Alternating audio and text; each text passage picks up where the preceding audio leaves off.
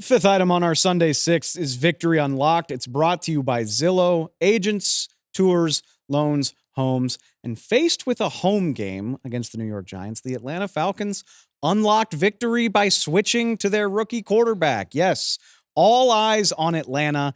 On paper, not the most scintillating matchup of Week 16, but when Michael Penix Jr. gets a chance to make his first NFL start, we're all eyes. I'm glued to the TV, and Michael Penix Jr. delivered the goods. The Falcons raced past the Giants to a 34-7 win. And let's be clear, it wasn't anything record-setting.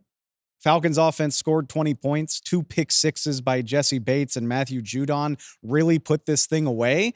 But you've seen how close the Falcons are to winning football over the last month if their quarterback could just get out of the way. Kirk Cousins could not stop turning the ball over. Falcons offense was mired in mediocrity for most of the last 6 weeks. Turns out they just needed a guy who can take care of the football, convert the odd third down or two. Thought Penix was wonderful. 200 passing yards. Falcons converted 57% of their third downs against the Giants.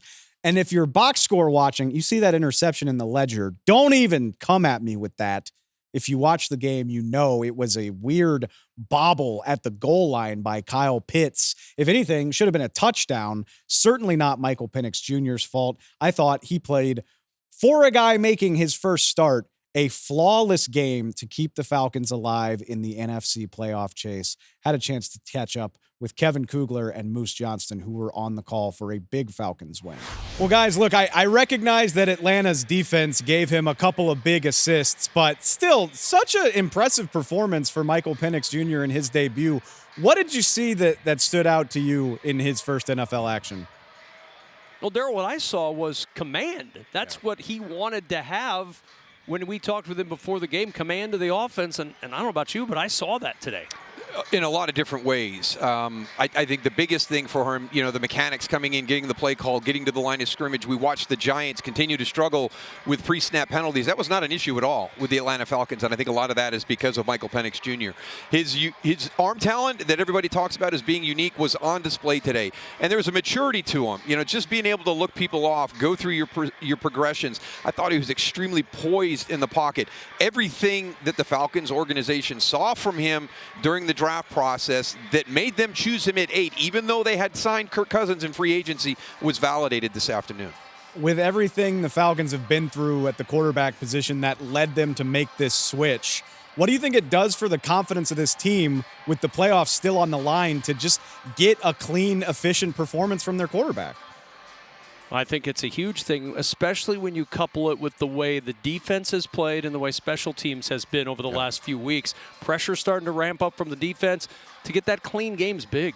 Yeah, I mean, you've got a really good benchmark of it, right? Because you played the Raiders on Monday night with Kirk Cousins, and you had a great defensive performance and a great special teams performance.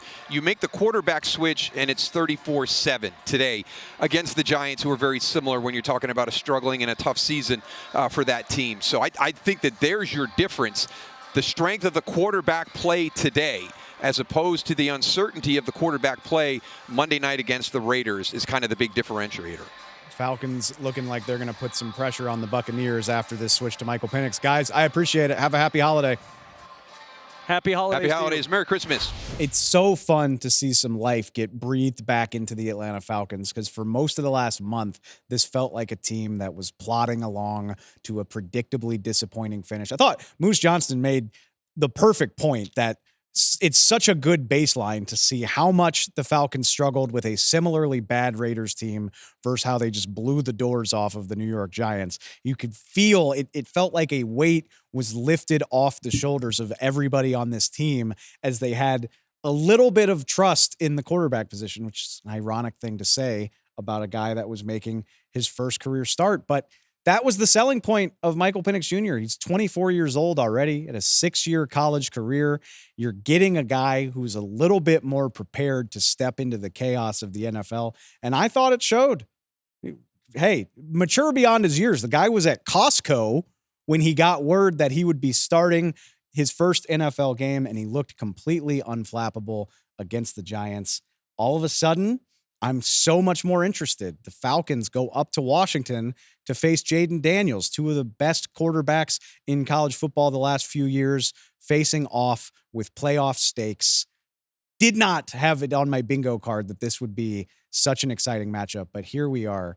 And speaking of a guy that was mature beyond his years, had a chance to listen to Penix as he caught up with Laura Oakman after this game. And if I wasn't already, I'm a fan. Check it out for yourself. All the teams, when scouting you, they talked about your body. They talked about how you broke or dislocated a bone every year for 4 years.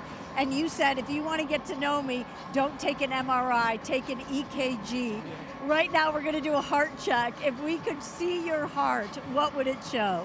Man, it's beating big right now. You probably can see it right now. It's coming out of my chest, man. I'm super happy, man. I'm super blessed. Man, like we talked about, I come from adversity, even growing up, in the city where I'm from, in Dade City, small city, I worked all my life to get to this point, and I'm super blessed and super thankful. Congratulations on the win. Merry Christmas, happy holidays. Thank you. Merry Christmas, everybody. Happy holidays.